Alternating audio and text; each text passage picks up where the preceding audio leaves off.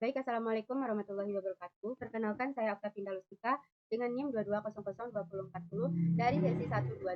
Di sini saya akan memaparkan tentang tugas akhir, yaitu ringkasan buku manajemen laboratorium sekolah.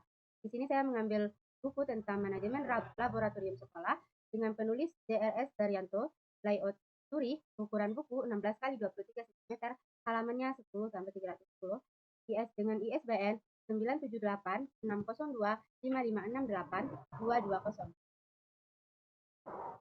Diterbitkan oleh penerbit Gaffa Media, anggota IKP di Liter Lor GK 315 Yogyakarta.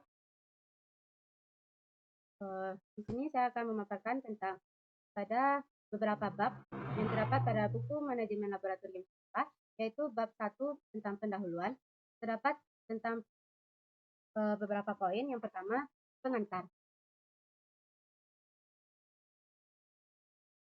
Laboratorium adalah suatu tempat yang digunakan untuk melakukan percobaan maupun pelatihan yang berhubungan dengan ilmu fisika, biologi, dan kimia atau bidang ilmu lain. Yang kedua, pengertian laboratorium. Laboratorium sekolah merupakan tempat atau lembaga tempat peserta didik belajar serta mengadakan percobaan dan sebagainya yang berhubungan dengan sains. Yang ketiga, fungsi laboratorium. Adapun fungsi dari ruangan laboratorium antara lain sebagai berikut, yaitu sebagai tempat berlangsungnya kegiatan pelajaran biologi secara praktek yang memerlukan peralatan khusus. Yang kedua, sebagai tempat yang dapat mendorong semangat peserta didik. Yang ketiga, tempat display atau pameran. Terdapat beberapa jenis laboratorium sekolah, yaitu yang pertama laboratorium kimia, yang kedua laboratorium fisika, yang ketiga laboratorium mikrobiologi, yang keempat laboratorium bahasa, yang kelima laboratorium IPA, yang keenam laboratorium komputer.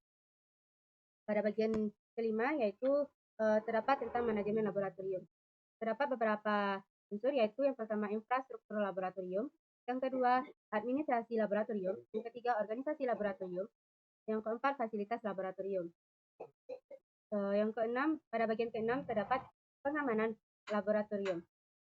Terdapat beberapa poin. Yang pertama, dasar keamanan. Yang kedua, mengurangi bahaya penggunaan ganda bahan laboratorium. Yang ketiga, menetapkan keamanan informasi. Yang keempat, melakukan penilaian kerentanan keamanan. Yang kelima, membuat rencana keamanan. Yang keenam, mengelola keamanan. Yang ketujuh, kepatuhan pada peraturan. Yang kedelapan, keamanan fisik dan operasional. Pada bagian ketujuh yaitu terdapat tentang hal yang harus diperhatikan. Dalam melakukan pengelolaan laboratorium, beberapa aspek yang diperhatikan yaitu satu, perencanaan, dua, penataan, tiga, pengadministrasian, keempat, pengamanan, perawatan, dan pengawasan. Selanjutnya kita masuk pada bab 2, yaitu manajemen laboratorium bahasa. Terdapat beberapa poin diantaranya, yaitu yang pertama, pengantar. Laboratorium bahasa dianggap berperan penting dalam menyediakan ekspor yang tepat bagi siswa karena banyak sekolah menengah di Indonesia menyediakan laboratorium bahasa sebagai salah satu fasilitas penting dalam belajar bahasa asing, terutama dalam belajar listening. Yang kedua yaitu terdapat jenis laboratorium bahasa. Berdasarkan kelengkapan perangkat keras dan jenis kegiatan pembelajaran yang ditawarkan, pada umumnya laboratorium bahasa dapat dikategorikan menjadi 3 kelompok. Yang pertama yaitu laboratorium yang dapat digunakan untuk kegiatan pembelajaran reseptif. Yang kedua, laboratorium yang menawarkan fasilitas yang mungkin peserta didik untuk memberikan umpan balik melalui mikrofon yang di-heoded. Dan kelompok ketiga yaitu laboratorium yang memiliki fasilitas yang memungkinkan interaksi dua arah antara guru dan murid. Dan pembelajaran bahasa oleh peserta didik secara individu dengan kecepatan dan materi sesuai dengan kebutuhan masyarakat. Pada bagian keempat yaitu terdapat tata tertib laboratorium bahasa bagi siswa. Yaitu 5 menit sebelum kegiatan dimulai, siswa harus sudah berada di ruang laboratorium. Kedua, pakailah sekolah yang rapi pada saat melakukan kegiatan praktikum di ruangan laboratorium. Yang ketiga, aturlah tempat praktikum serapi mungkin. Yang keempat, lakukan kegiatan sesuai dengan petunjuk yang diberikan. Yang kelima, mintalah petunjuk kepada guru pembimbing apabila menemui kesulitan dalam melakukan kegiatan praktikum.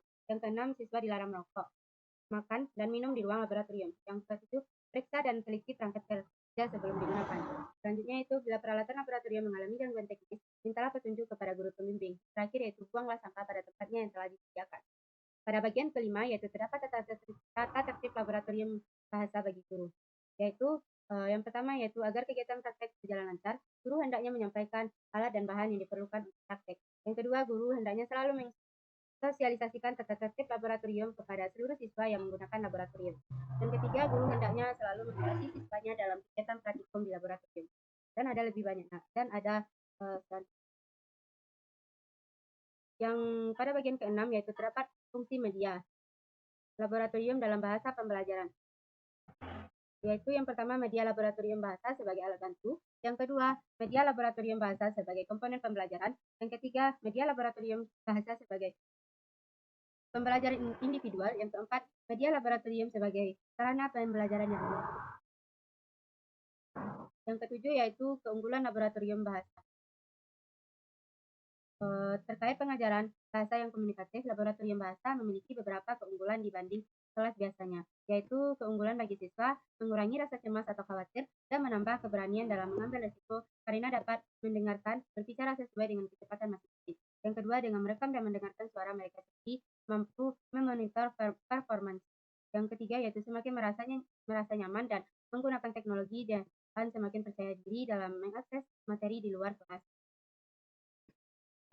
Keunggulan laboratorium bagi guru yaitu dapat mengakomodasikan kebutuhan belajar. Keunggulan laboratorium bahasa bagi guru yaitu yang pertama, dapat mengakomodasikan kebutuhan belajar setiap siswa. Yang kedua, mampu memonitor dan mengevaluasi performansi setiap siswa. Yang ketiga, memberikan kesempatan untuk meningkatkan mutu pengajaran dan memberikan variasi untuk merangsang minat. Pada bab 3, terdapat tentang manajemen laboratorium komputer. Terdapat beberapa poin diantaranya yaitu 1. Pengantar. Laboratorium komputer adalah tempat riset ilmiah, eksperimen, pengukuran, ataupun pelatihan ilmiah yang berhubungan dengan ilmu komputer dan memiliki beberapa komputer dalam satu jaringan untuk penggunaan oleh kalangan tertentu. Yang kedua yaitu perencanaan laboratorium. Terdapat beberapa poin yaitu tentang 1. Perencanaan tata ruang laboratorium. Yang kedua, desain klasik. Yang ketiga, desain alternatif. Yang keempat, perencanaan alat bahan laboratorium. Yang kelima, perencanaan program kerja laboratorium. Pada bagian ketiga yaitu terdapat desain dan laboratorium komputer. Terdapat beberapa poin diantaranya tata letak tidak bagus. Yang kedua, tata letak yang bagus.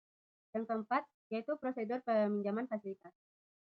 Yaitu terdapat tentang prosedur peminjaman fasilitas laboratorium dan fasilitas non-laboratorium. Yang kelima yaitu perawatan komputer. Ada 2 tipe perawatan yang dapat kita lakukan, yaitu perawatan pasif dan perawatan aktif. Pada bab 4, selanjutnya kita masuk pada bagian bab 4, yaitu manajemen laboratorium IPA. Terdapat beberapa poin diantaranya yaitu 1. Sarana dan prasarana laboratorium.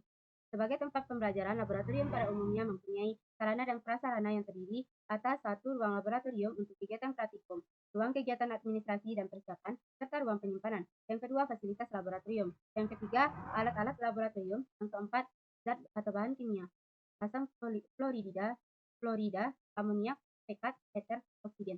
Yang pada bagian kedua yaitu organisasi laboratorium IPA. Organisasi laboratorium IPA adalah suatu sistem kerjasama dari kelompok orang, barang, atau unit tertentu tentang laboratorium IPA untuk mencapai tujuan. Yang ketiga yaitu keamanan kerja dan tata tertib di laboratorium. Terdapat beberapa poin diantaranya yaitu yang pertama, keamanan kerja di laboratorium. Yang kedua, pengenalan jenis bahaya di laboratorium. Yang ketiga, kegiatan laboratorium yang dapat menimbulkan kecelakaan. Yang keempat, tata tertib laboratorium. Selanjutnya kita masuk pada bagian keempat yaitu penyebab kecelakaan laboratorium. Terdapat beberapa penyebab terjadinya kecelakaan di laboratorium adalah sebagai berikut. Yang pertama, kurangnya pengetahuan dan pemahaman tentang alat, bahan, dan proses. Yang kedua, kurangnya instruksi dan pengawasan dari pembimbing. Yang ketiga, keliruan dalam merencanakan atau mendesain prosedur percobaan. Yang keempat, kurang cermat atau kurang tepat dalam merangkai alat. Yang kelima, yaitu kurang baiknya pengaman, pelindung, badan maupun alat pengaman lainnya. Dan selanjutnya, tidak dipatuhinya instruksi dan aturan tata tertib. Yang terakhir, yaitu tidak cermat dan teledor dalam melakukan tata tertib. Pada bagian kelima yaitu terdapat alat-alat pengaman laboratorium berupa perabot, meja demonstrasi, meja kerja, lemari, laci meja, bak cuci pada meja, rak, panggung, papan tulis, dan listrik. Pada bagian keenam yaitu pengelolaan alat dan bahan laboratorium IPA. Terdapat diantaranya yaitu yang pertama pengelompokan, kedua penanganan alat, yang ketiga cara penyediaan dan penyiapan alat atau bahan praktek biologi, yang keempat macam-macam alat laboratorium IPA, yang kelima macam-macam bahan laboratorium IPA. Poin ketujuh yaitu K3 di laboratorium. K3 merupakan persoalan yang sangat kompleks. Pada prinsipnya, problem ketiga merupakan akibat hubungan interaktif antara tiga komponen, yaitu satu kapasitas kerja, dua beban kerja, tiga beban tambahan. Selanjutnya kita masuk pada bab 5, yaitu manajemen laboratorium. Terdapat beberapa poin, yaitu diantaranya satu pengantar. Laboratorium matematika atau workshop matematika sangat penting manfaatnya dan merupakan lingkungan yang baik bagi siswa untuk belajar, meneliti, menemukan pola atau rumus, mengaplikasikan konsep atau melakukan permainan. Yang kedua, kegiatan di laboratorium matematika. Kegiatan-kegiatan yang dapat dilakukan di laboratorium ini antara lain, yang pertama mengecek dan memahami konsep-konsep. Yang kedua, merencanakan dan membuat alat matematika dan alat pengajaran matematika. Yang ketiga, merencanakan dan menyusun penerapan berbagai metode pengajaran matematika. Yang keempat, gabungan berbagai metode belajar. Yang kelima, memanfaatkan berbagai permainan matematika. Pada bagian ketiga, yaitu penggunaan alat peraga dalam pembelajaran.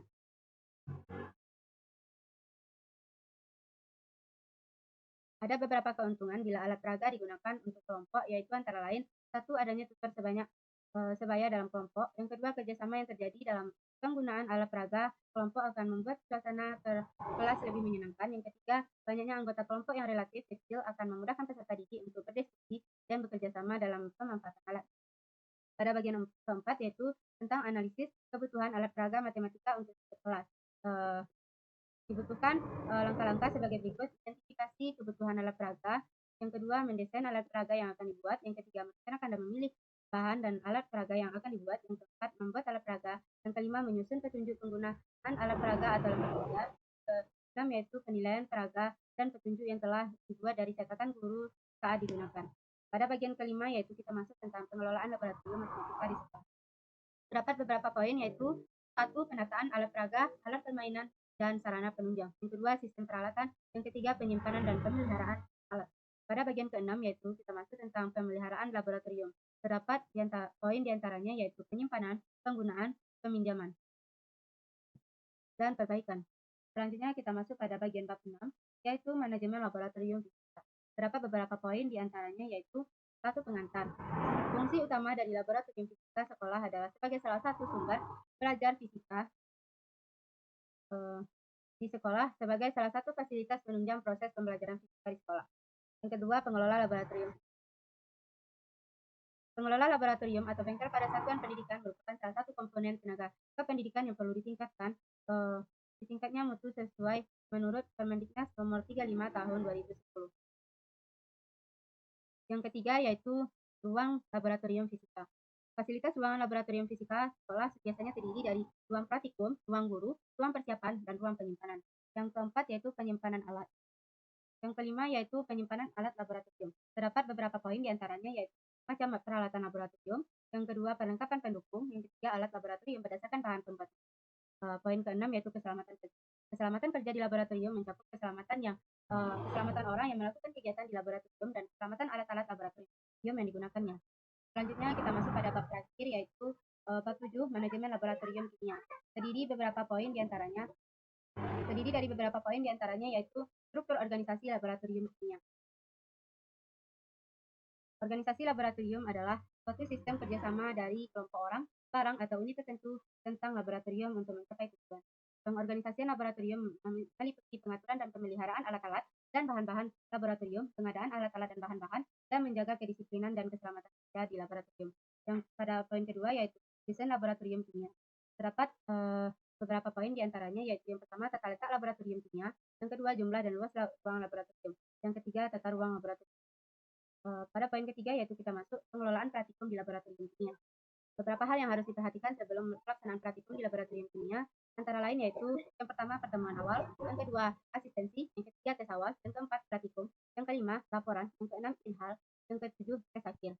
Baik, sekian pemaparan dari tugas akhir saya. Saya sudahi dengan wassalamualaikum warahmatullahi wabarakatuh.